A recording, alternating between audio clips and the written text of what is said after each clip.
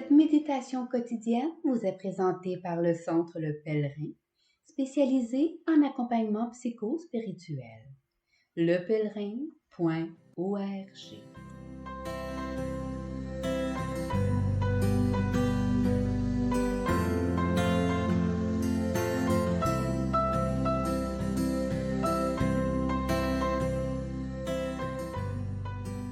Évangile du vendredi 9 décembre.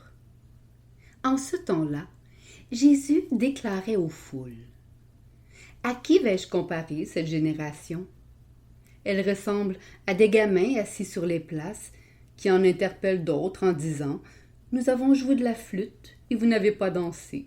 Nous avons chanté des lamentations et vous ne vous êtes pas frappé la poitrine. » Jean est venu, en effet. Il ne mange pas, il ne boit pas, et l'on dit « c'est un possédé ». Le Fils de l'homme est venu. Il mange et il boit, et l'on dit « voilà un glouton et un ivrogne, un ami des publicains et des pécheurs ». Mais la sagesse de Dieu a été reconnue juste à travers ce qu'elle fait.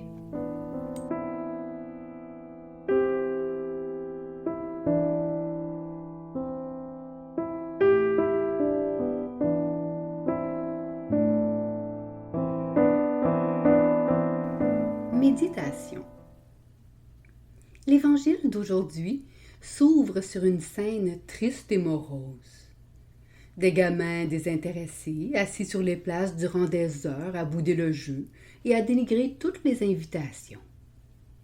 Ils préfèrent manquer la fête que de s'engager avec les autres à jouer et à danser. Ce tableau sombre, brossé par Jésus, décrivait les pharisiens jadis, qui ont refusé l'appel de Jean et se sont raidis devant celui du Messie. Pour se protéger contre la honte de l'incrédulité, ils ont tenté de déformer les messages et de dévaloriser les messagers. L'austérité fut interprétée pour de la folie et la liberté pour de la délinquance. En lisant ces pages, il me semble que nos vies aujourd'hui risquent également de se passer dans une cour de récréation, assis à regarder passivement la vie se dérouler devant nous. Nos sociétés postmodernes, boostées par un culte de bonheur artificiel, par une sorte de plaisir obligé, par la satisfaction immédiate, par des cures de rajeunissement, des thérapies anesthésiantes, etc., promettent de nous épargner les souffrances et d'esquiver par tous les moyens possibles les moindres signes de désagrément. Elles nous conduisent de convoitise en convoitise, menant certains à l'obsession de la possession et d'autres à la désolation de ne pas posséder. Elles nous font carburer aux petites espérances creuses qui crèvent à la moindre contrariété. Imprégnés par ce mal d'espérance, nous risquons fort bien de passer notre vie dans une salle de spectacle, soit à la regarder passer comme un long divertissement, ou à la jouer à la manière des figurants qui répètent sans cesse un rôle muet.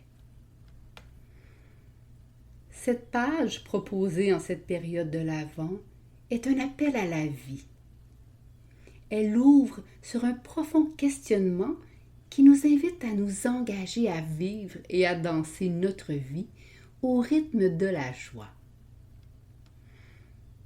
À quoi nous accrochons-nous ? À quoi jouons-nous nos vies ? Il y a 2022 ans, toutes les portes se sont fermées devant Marie et Joseph, car personne n'a été capable d'apercevoir la joie qui se réalisait devant leurs yeux. Comment se fait-il qu'après tant d'années, nous boudons encore cette joie de Dieu ? Nous restons assis sur les places de notre monde, insensibles à toute la musique qu'il joue pour nous?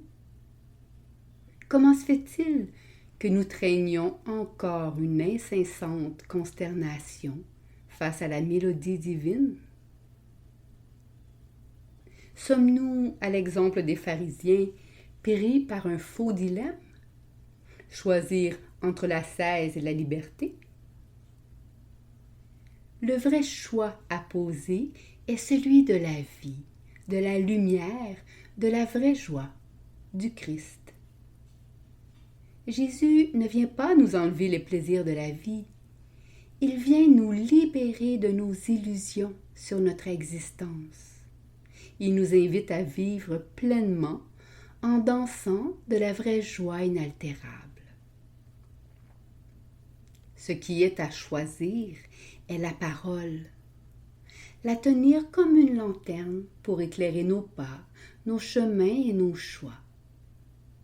Ta parole est un flambeau devant mes pas, une lumière sur mon sentier. Psaume 119. Ascèse ou festin? Contemplation ou action? L'important est que nos choix soient dans la liberté et la joie, des choix de vie pour faire advenir le royaume et diviniser notre humanité. La table est mise. Jésus convie chacune de nous.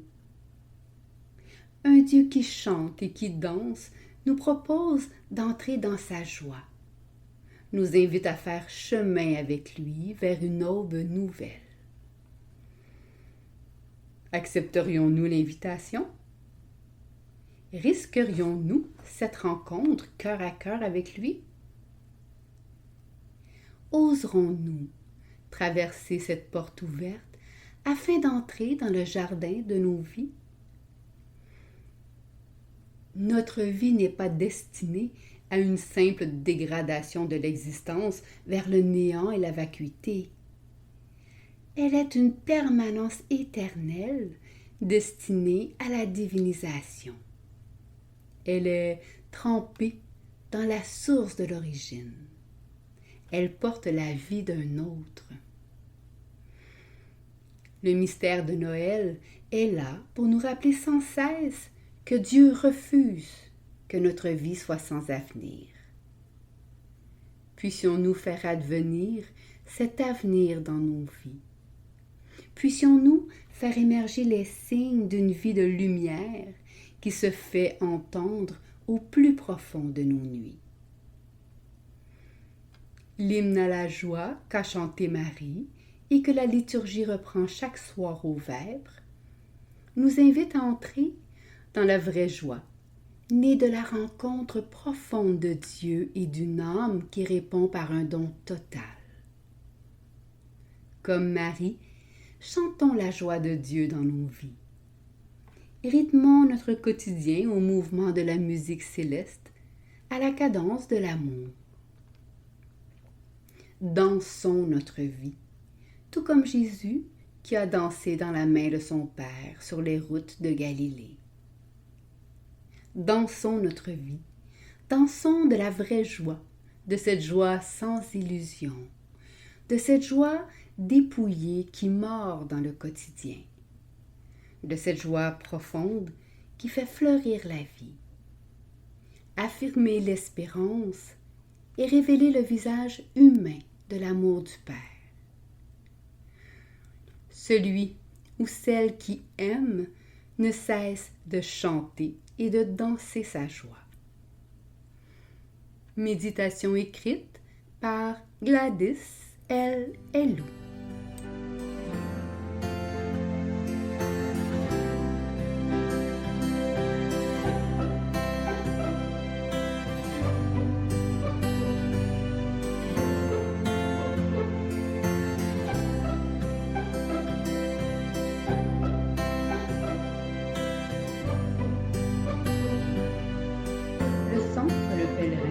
Est fier d'offrir depuis plus de 20 ans un service d'accompagnement ainsi qu'un certificat universitaire en accompagnement spirituel. Tous nos services sont offerts en ligne. Nous sommes situés à Montréal, au pied de l'Oratoire Saint-Joseph. Le pèlerin, le savoir intérieur qui transforme la vie. lepèlerin.org. Page Facebook Centre Le Pèlerin.